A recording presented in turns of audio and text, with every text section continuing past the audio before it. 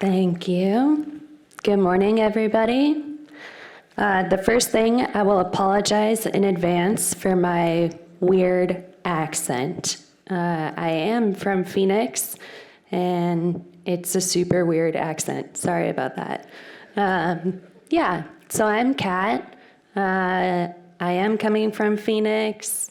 Like Paul said, a lot of this is based on my research that I'm doing for my master's at Arizona State University. So have that. My slides will show up sometime. Yes, have that affiliation. Also, now that Twitter is dying, I don't know how we talk to each other. So I'm Kat Swetel everywhere. You can reach out to me. Also, just in case anyone can't see me right now, I'm a white lady. I have brown hair, brown eyes. I'm dressed all in black, so a little visual description for you all.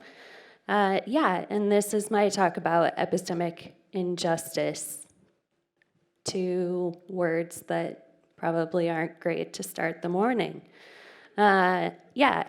So here we are in a movie theater. It's dark. This is going to be weird, but we are going to do introductions. The first thing, I would like for you to rate yourself on how talkative you feel today, right now, this moment.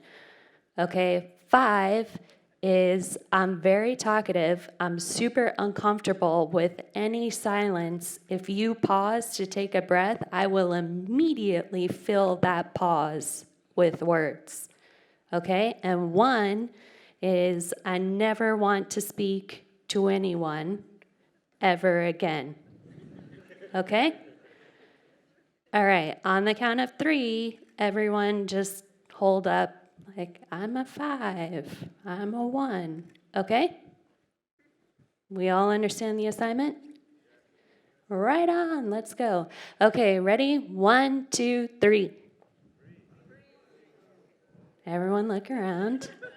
Okay, now, every time I do this is what happens, right? Everyone's like, oh, I'm just a nice little 3. I'll talk if I'm just a 3, I'm perfect. If you were a 3, can you now choose whether, for the purposes of like this exercise, thought experiment that we're going to do you feel more like a 2 or more like a 4? And on 3, you're going to reshoot, so put up 2 or 4. Okay? 1, 2, 3, go. Okay, everyone had their coffee. I saw a lot of people skew towards 4. Okay, so I hope that you kind of like looked around and saw what people were and all that. Because now we're going to introduce ourselves to a neighbor. If you have a neighbor, the ones are like, I intentionally picked this spot with an empty seat on that side and an empty seat. Yes, please indulge me. Introduce yourself to a neighbor. Start with the person who had the lower number. Okay, so if you were 1, I'm sorry, you have to go first. Why do I do this? Because the 5s are always like, I'll go first, and they talk for the entire 2 minutes. And the 1s are like, yes, I got out of it. Not today, my friends, not today. So you're going to start with the 1 or the 2, and then you'll go to the 5. The other weird thing about this exercise is I really want you to try to remember your own introduction. So it's not actually very useful for meeting other people, but it's weird to just introduce yourself to yourself. So go ahead, pick a neighbor, and introduce yourself. I also don't care if you already know them. Again, like, this is just a thought experiment, so introduce yourself to someone.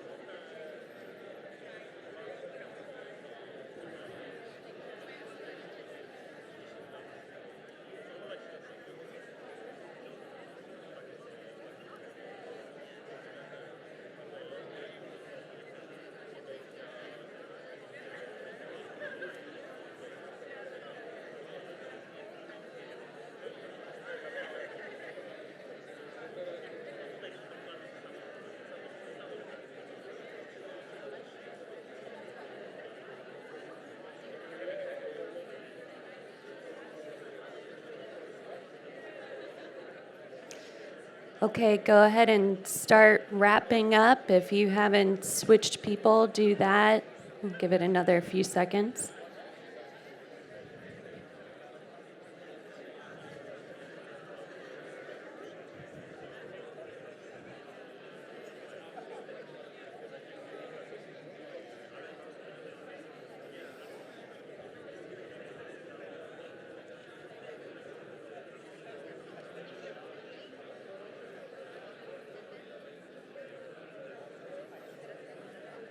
Okay, let's wrap up.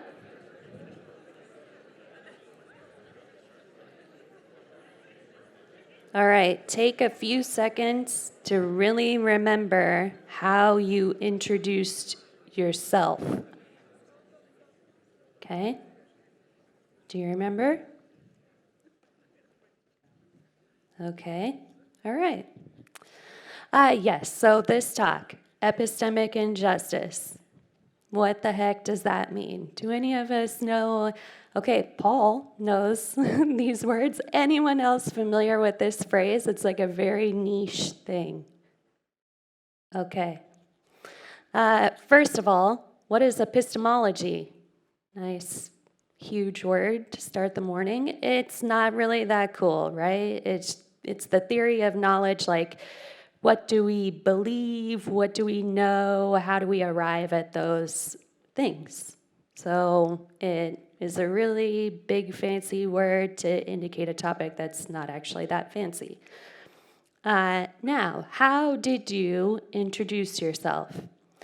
Many of you, especially if you didn't know the other person, you probably said, oh, I'm Kat, I'm whatever, and you give a list of credentials, right? If you don't know the other person, how many of you work in product? You're a product owner, you're a product manager, something like that, right? So, hi, I'm a senior product manager, right? You might give the certifications that you have. I'm a certified Scrum Master. I'm a certified, I don't know, whatever, you name it. You could say what your job is, right? And you could say on either extreme, you could say I just started a new job, or I'm a very important person where I work. You could talk about the years of industry experience that you have, but a lot of you probably put something in your introduction, especially if you didn't know the other person, that gives credence to your ability to know things in the context of this conference. Yeah? So look, this is why you should know me. This is why I'm here. So that tells me that you do already know intuitively a little bit about epistemic injustice. That's when someone is wronged in their capacity as a knower. So a lot of times we put things in the way that we introduce ourselves, like, hey, this is why you should trust me to know things. This is why you should trust me to be your equal in knowing things. Okay, so all that epistemic injustice says is that there are some people that we trust more to be knowers than others. And that, the type of epistemic injustice that we're trying to combat sometimes with our introductions, the way that we frame ourselves in a social context, that's testimonial injustice. So that particular kind of epistemic injustice is called testimonial injustice. It's when someone is wronged in their capacity as a giver of knowledge. So I have a great story about this that I think illustrates it better than any book ever could. So I am meeting with a vendor, and I have my team there. We're evaluating this vendor to do some transliteration of code. And all the people, the vendor, they walk in, they all have suits on, looking awesome. They sit down in a line on the other side of the conference table from us. And one of my principal engineers walks in a little bit late. She's in jeans and sneakers. In the US, we would say she has a soccer mom vibe. Okay? And she sits down. So then the vendor's like, oh, we want to get to know you. Like, we'll introduce ourselves. I'm the whatever senior vice president of wearing suits or whatever. They introduce themselves. And then they call on someone from our side of the table to introduce themselves. Of course, they do not call on me first. Let's just say that, right? Like, they pick the people that look the most like them. Okay. And then they slowly work their way to me. I introduce myself. They skip the principal engineer. Say, okay, let's dive right in. And they start asking questions. And this goes on for about an hour. And they're directing questions towards all the fanciest looking gentlemen in the room. And then 5 minutes before the end of the meeting, one of the other principal engineers raised his hand. He said, I feel like you guys should ask some questions of the person who's going to decide if you get the contract or not.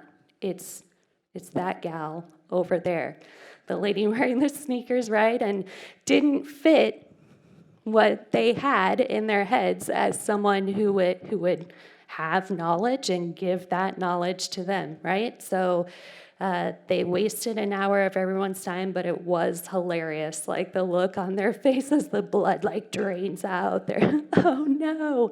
Well, you have 5 minutes, make good use of it. I mean, for us, that was also useful, right? Like there are obviously some hangups there that would probably impact the outcome of the contract.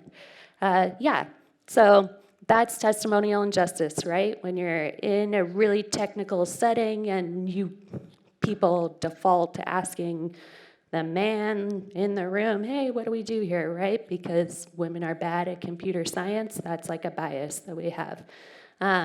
Yeah, lots of these things exist. It basically just says that there are winners and losers in the credibility economy. Okay? Nice, light topic to start us off for the morning. And it gets worse, actually, because you can do this to yourself. I do this to myself all the time. So I work in a really technical job. I manage the infrastructure and some of the platform engineering and stuff like that for a large bank. And for some reason, I feel so insecure about not having a computer science degree. I like whisper, my degree is in finance. Like, it's something to be ashamed of, right? Like, I do this to myself before even volunteering something. Sometimes I think to myself, is that just because I don't understand this underlying concept? Is that why I have this weird take on why we're having this problem? Could be that, or it could be just that I have a unique perspective, right? So this is something that you can do to yourself. If you're editing yourself or you're saying like, oh, well, maybe I just don't know, so I won't put this out there. That is you committing an act of testimonial injustice on yourself. So that's pretty depressing. There's also another flavor of epistemic injustice, so it gets even worse from here. The next one is hermeneutical injustice, which, if nothing else, it is so fun to say hermeneutical. I love saying it every time. It's like the best word. But this, again, it's like a fancy word to indicate a topic that is pretty understandable. So this is when someone is wronged in their capacity as a subject of social understanding. So are we able to tell stories about the lived experience of this person? An example of this that I think is pretty common is postpartum depression. What is a mother supposed to be? A mother is supposed to love their tiny little baby and be just overjoyed, tears of joy, right? And if you don't have that experience, you might think, oh, there's something wrong with me. I wasn't meant to be a mother because mothers look like this. Until someone can tell you, well, there's this thing called postpartum depression. It's like an actual thing. It's not that you're a bad mother. It's a thing that exists in the world, but we don't exchange a lot of stories about it. So that leaves people in a position where they can't relate to their own experience, let alone relate that experience to someone else. So that means that both the speaker and the hearer are laboring with an inadequate set of tools. So the person themselves might be unable to explain their experience to someone else, and even if they could explain it, that other person might not have the narrative tools to make sense of that. Okay, so I'm sure you could think of like lots of other situations where this happens. Yeah, there are many. The people who are not participating in that, the creating those stories that we use to exchange experience, those people, we call them hermeneutically marginalized. So you're not playing a part in how we generate those stories and the collective meaning. Okay, what does this mean? It means that some people don't get the same opportunity to help us interpret our past, to relate to our present, and to imagine the future. And there are lots of examples. What is the new David Graeber book about history? I can't remember. But anyway, in this book, he says, like, we can interpret the past given the narrative tools that we have today. And when we do that, we say, like, well, all societies kind of came up with one ruler, and it was very often a patriarch, and it was all these things. But if you actually look at the evidence, it looks like there were systems of leadership, but we typically don't have that story to interpret the past. I already gave you an example of relating to the present.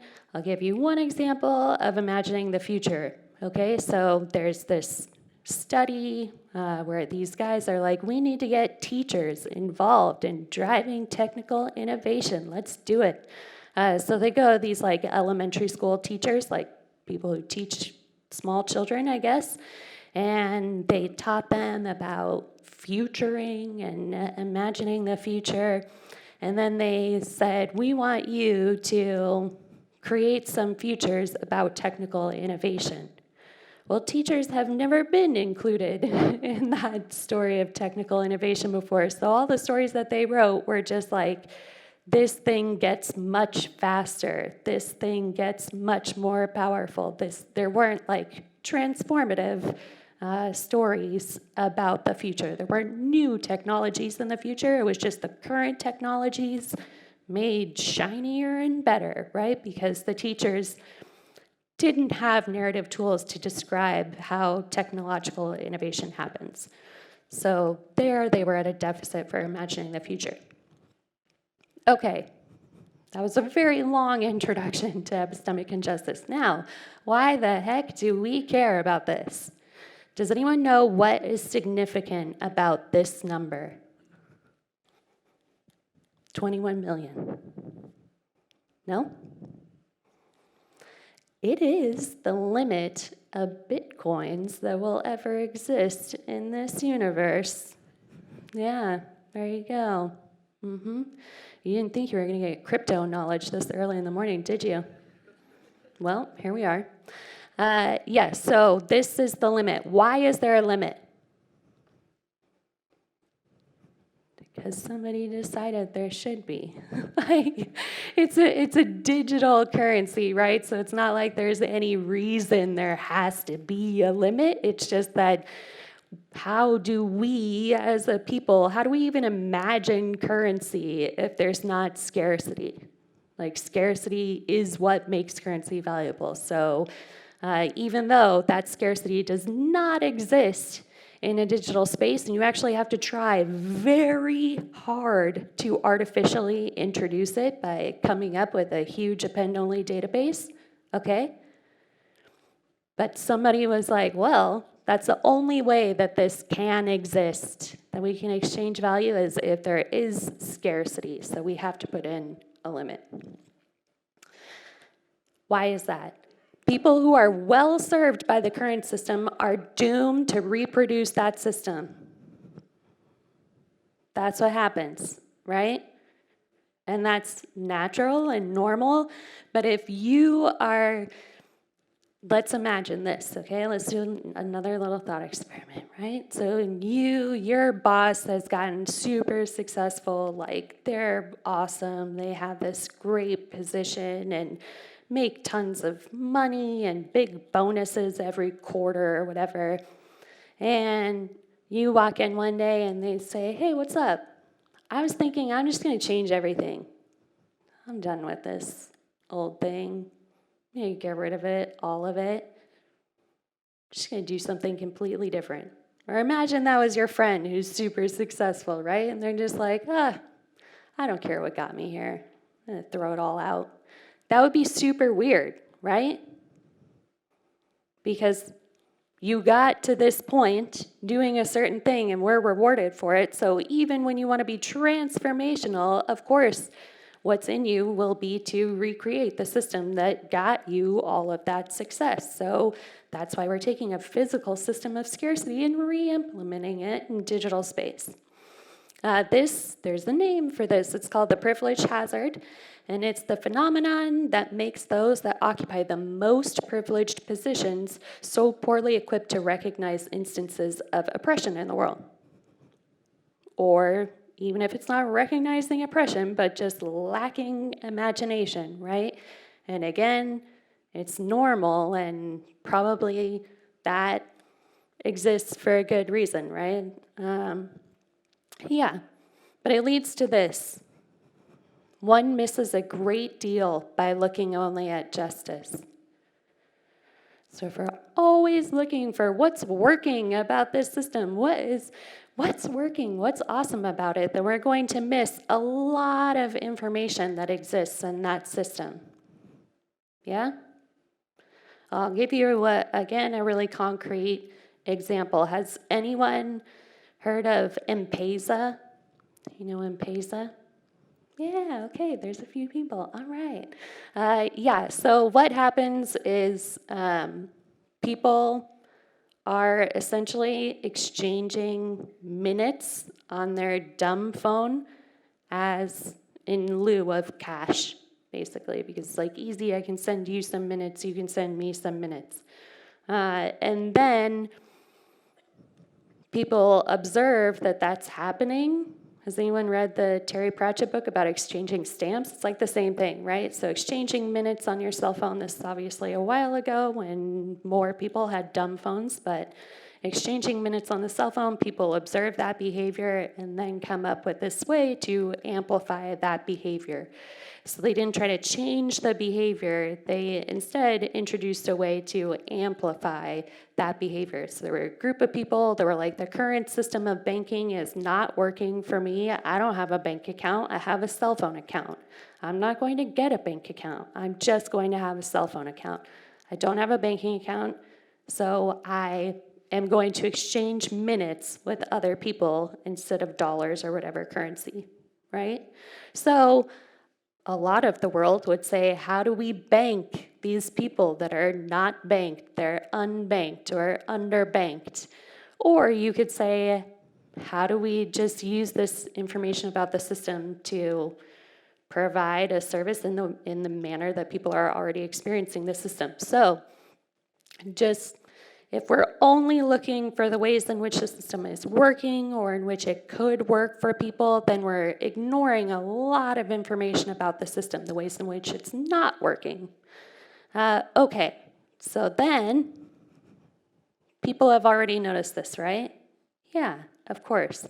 So there's this idea of responsible research and innovation, and it has these principles: inclusion, reflexivity, anticipation, and responsiveness. We'll focus on inclusion because it goes with the topic, right? But how does inclusion work in responsible research and innovation?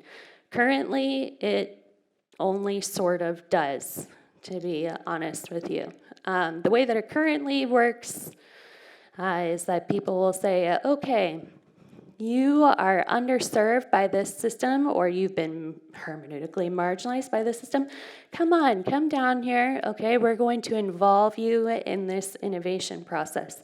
And what that usually looks like is there are experts, and they will educate you on the subject matter, you, a person who has been excluded from this, and then you will tell them your thoughts on where this innovation should go or how it might go poorly or whatever else. So there's different models for this. Yeah, there's a lot of different models, but typically it's just experts, they educate you this about whatever topic, and then you tell them what you think about the topic. The problems with this, then that means the non-experts need to learn and adopt that expert language that may not be meaningful in the scope of their experience, right? Yeah, so there's a quasi-well-known example of this in the United States that did work out pretty well, but it is interesting. So the Space Administration in the United States is like, hey, we want to hear from you, the public. What are you concerned about when it comes to space? Because we have like Elon Musk shooting things into space or attempting to, and Jeff Bezos, and everyone's going to space. So we want to hear from you. What's going on? So they have people come, experts on science and technology, on space, come and educate this public. And then they're like, you tell us your thoughts about space. Spoiler alert, the people went completely off script, so it is hilarious. If you ever want to look up the case study, it's really interesting. But they have to adopt this language that is completely foreign and doesn't always relate to their experience. The danger of this approach, too, right, to inclusion, where we want you to adopt the language of the experts, it denies that your lived experience might be a form of expertise.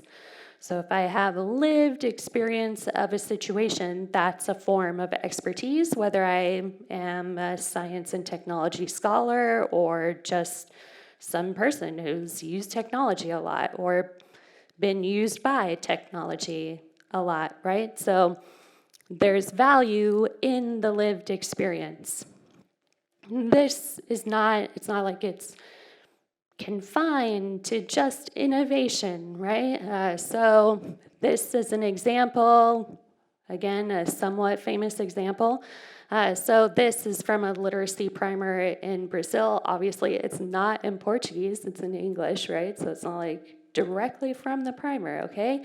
But the story is that these books for teaching about literacy, they go to Northeast Brazil, and one of the examples is Ava saw a grape. Okay, well in Northeast Brazil, Ava's a really uncommon name. So people are like, who is Ava? Like, where did she come from? Really uncommon name. So right away, you're trying to teach people and you're not teaching them a name that is common, you're teaching them this name that's really uncommon. And then grape. Grapes don't grow a lot in Northeast Brazil. Super hot, they just turn into raisins immediately. So in order to teach someone in Northeast Brazil how to read, you're going to give them a name that doesn't make any sense and then a fruit that doesn't make any sense. And we're sitting back here, we're like, ugh, idiots. Why would they do that? Silly. But how often do we do that? Like in the course of our work, when you're talking with a customer and you're using a bunch of technical language, or when someone's doing that to you, right? Like saying, oh, what are the requirements for this, and they're using a bunch of technical language, and you have no idea what they're talking about, right? So it sounds ludicrous, but we do this all the time. We're always like, oh, let me educate you on that so that you can explain to me in a completely different vocabulary that you would never use naturally to describe your experience. Please learn this vocabulary and then explain to me what you mean. It is bonkers, right? But when we see the example of Ava eating the grape or seeing the grape, whatever, it looks as bonkers as it actually is. The name for this is in Portuguese, unfortunately. But Paulo Freire, he wrote this whole book. He wrote all of these things about Even in English, it would be hard to say conscientiousization, which is also made up, I think. It's not a real word that exists, pretty sure. Okay. Yeah, but basically that we need to become conscious of our experience and then relate it to someone else. And the way that we can do that is with other people, right? Other people, if instead of saying like, you learn my language and describe your stuff, or vice versa, right? We can come together and contextualize the knowledge together. We can each give a little and we can do the hard work of coming up with a shared set of narrative tools. Why is this important? Because if people are not conscious of their own experience, then even people who are marginalized by a system are doomed to repeat that system because those are the narrative tools that they have to describe the future. So in that situation with the teachers, they're dealing with a bunch of really bad educational technology, right? But not having the language to describe their experience of that educational technology, they can only describe the bad thing that they currently have getting slightly less bad. Can't describe a new thing. So without that labor of developing a new set of narrative tools, even people who are currently underserved by a system will tend to just recreate that system, but maybe slightly faster. But the people who are underserved by the system are the ones who are most well positioned to imagine the disruption of the system if they just can get the narrative tools. Because lots of you have had this experience, right? Where you're like, why am I so stressed today? I just feel terrible at the end of the day. And there's nothing you can actually point to and say it was that. A lot of those times, that intuition you have, that feeling that you have in your belly is because you have been dealing with a system that is not made for you. And you just have been experiencing it all day long, and it's just wearing you down slowly. So my suggestion is that you listen to that and notice that feeling and try, maybe even with a friend, to become conscious of the things in that system that are just slowly eroding you, okay? Remember, we have this phenomenon, hermeneutic injustice, where both the speaker and the hearer are laboring with the inadequate tools. And a solution to this is not we both learn the expert's language. That is not the solution. The solution is that we co-develop a new set of narrative tools that can help someone become conscious of their lived experience and relate that experience to another person in a way that they can understand. And we already have some examples of this. Are there any domain-driven design? Anyone? DDD folks in the room? A few of you, yay! But this is already a thing, right? Yeah, we have some examples of this. So Eric Evans would call this crunching knowledge, where we get together and instead of saying like, well, from a technical perspective, it's this, we use these words. Now, tell me, what am I supposed to do next? But make sure you use my words to tell me what I should do next. Instead, we say, okay, what is the language from the domain? And we're going to put that language into the software, and we're going to make it easier for us to exchange experience between people who are technical, people who have experience of the system. So we have some models for this, okay? We can do this. Yeah, it's not hopeless. But it is really hard for us. Why? Because so many of us in Europe, in North America, okay, we were raised in this Socratic tradition. Do I have any fans of Socrates in the room? Do you know that they murdered him for being irritating? Yeah. That's the thing that happened. So Socrates said, we got to determine if your beliefs are justified, and the way that we do that is we know there's got to be something false about it, and we just have to find that one false thing. That's Socrates in a very uncharitable nutshell. If we look from the epistemic injustice standpoint, we're not asking what would it take for this to be false. We're asking what would it take for this to be true. So someone tells you something, you say, that is unbelievable. What are you talking about? You could try to find the ways in which that is false, and that's what many of us default to because we were raised in this great Socratic tradition. Or you could say, what would it take for that to be true? What would it take for that to be true? You're not saying it is true, right? But just imagining, what would it take for that to be true? And through that exercise, we can learn new things about the world, things that you personally might be unable to notice due to a variety of factors. But if you start from that place of what would it take for that to be true, you may learn a lot of things about how the system is currently broken for some people. And this gives us really important information about our system because the people who are underserved by the system know where risk lives in our system. So even there are probably lots of people, right, in this group that are like, yeah, normative good, listening to people and helping them relate to their own experience, that's a good thing. We should do it because it's a good thing.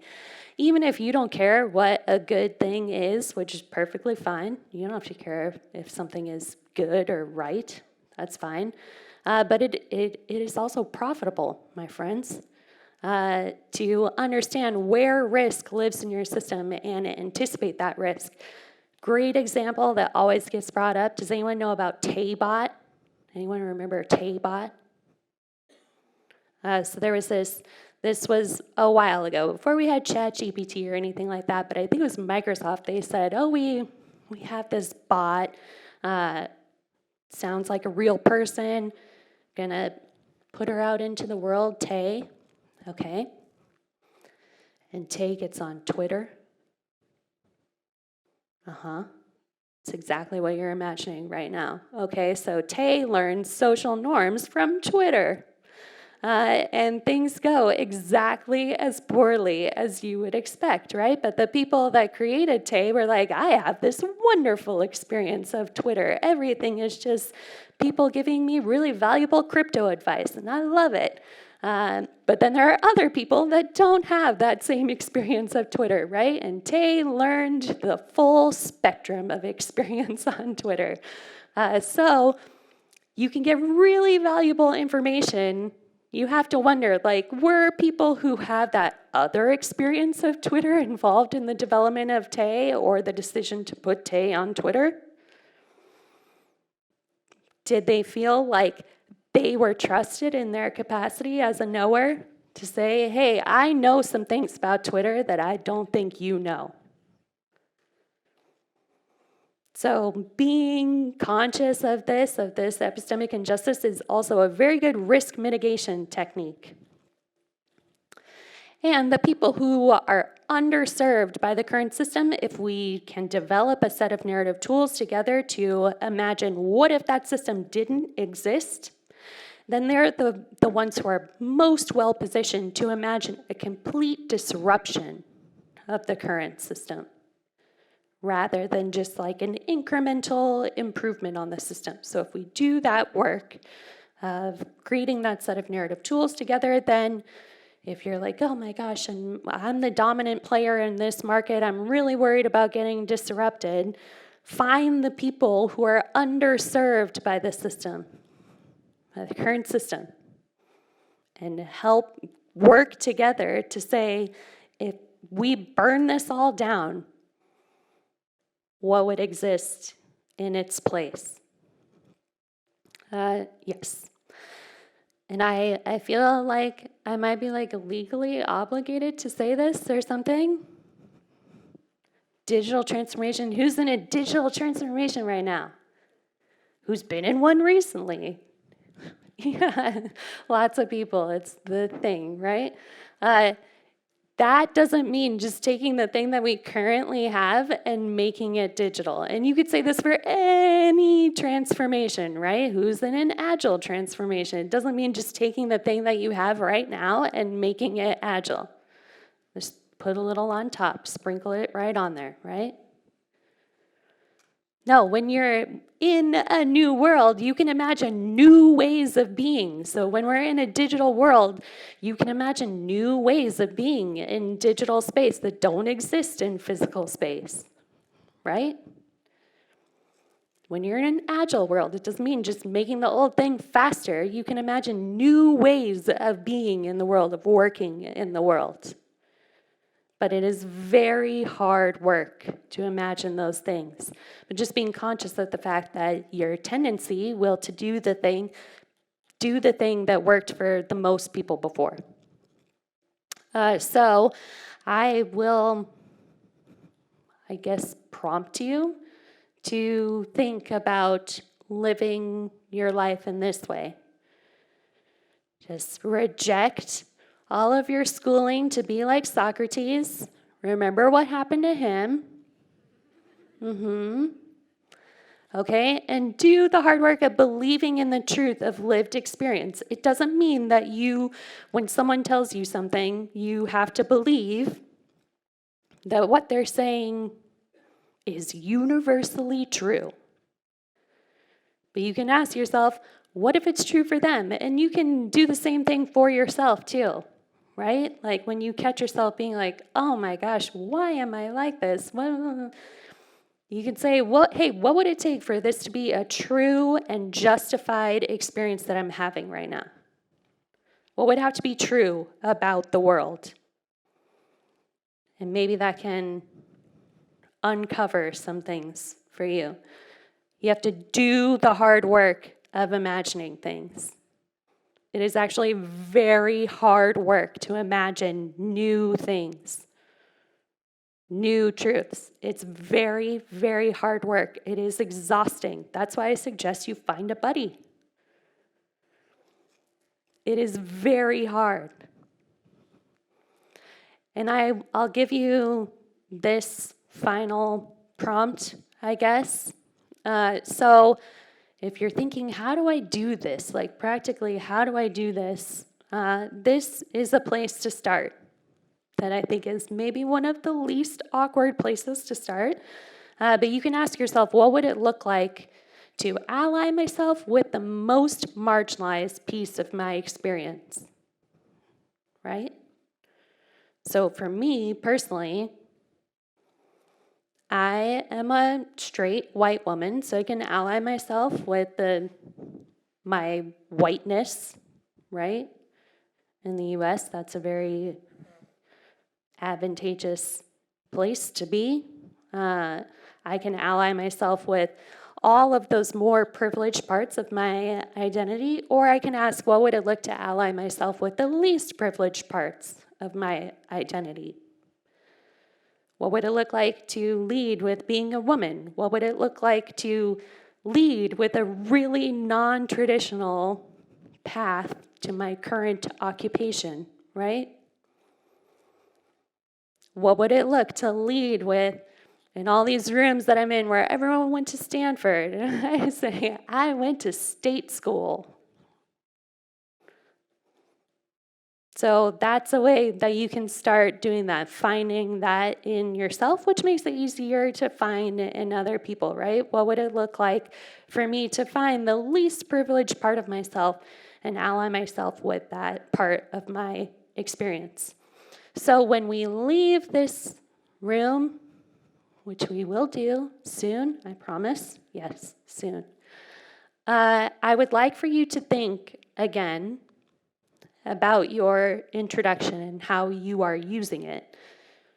Paul pointed out there's like a bazillion new people in the audience today. You don't all know each other. This isn't a conference where it's just the same people every year. So there's tons of new people out there. You'll introduce yourself a lot. So my prompt to you is to think about how you're using your introduction.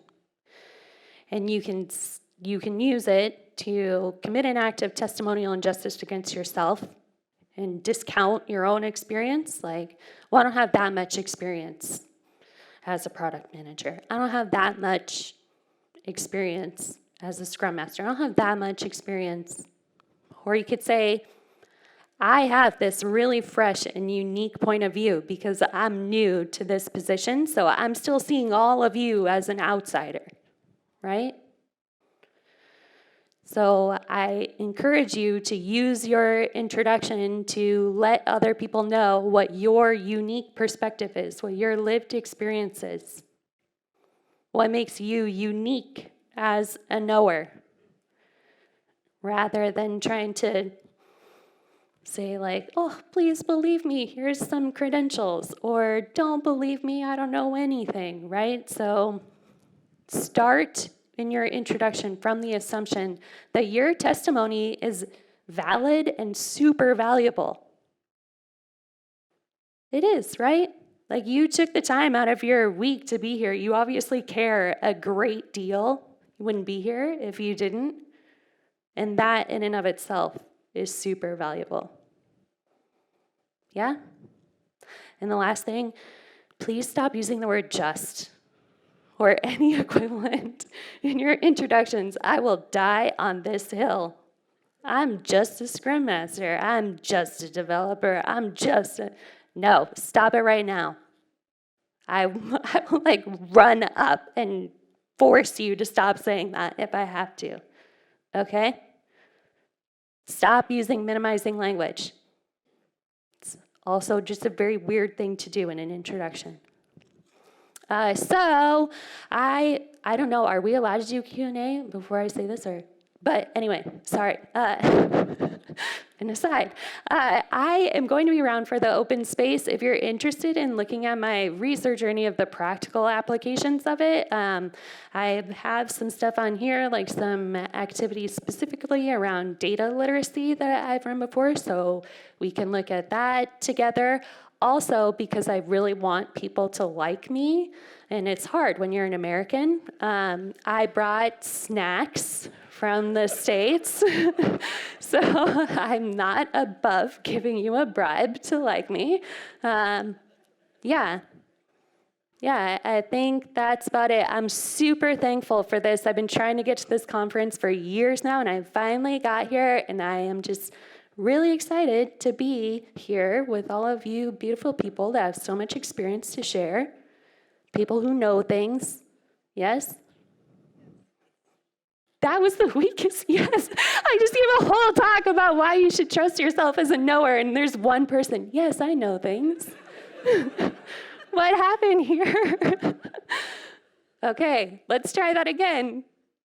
I'm really happy to be here surrounded by all of you people with your wonderful experience who know things. Yes? Yes. All right, we did it. High five. I think we have a couple minutes for questions if there are questions. If not, I will see you in the open space or for snacks.